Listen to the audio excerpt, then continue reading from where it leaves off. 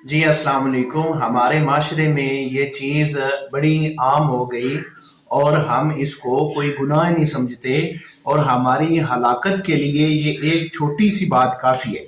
نبی علیہ الصلوۃ والسلام نے 3 مرتبہ فرمایا ہے کہ وہ بندہ ہلاک ہو گیا، ہلاک ہو گیا، جس میں یہ چیز پائی جاتی ہے، اور ہمیں اس بات کا علم ہی نہیں ہے۔ ہم لا علمی میں یہ کام کر جاتے ہیں، اور جب کہ یہ ہماری ہلاکت کا سبب بن جاتا ہے۔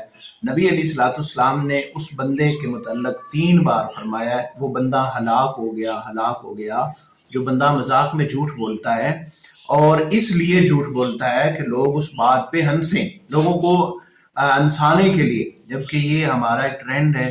ہم اس کو بڑی باتیں کرنے والا سمجھتے ہیں۔ 8-10 لوگ بیٹھے ہوئے ہیں نا، جو بندہ کسی کو ہنسا لے تو وہ اپنے آپ کو بڑا بندہ سمجھتا ہے۔ اس لیے یہ بات چھوٹی ضرور ہے، لیکن یہ انسان کی ہلاکت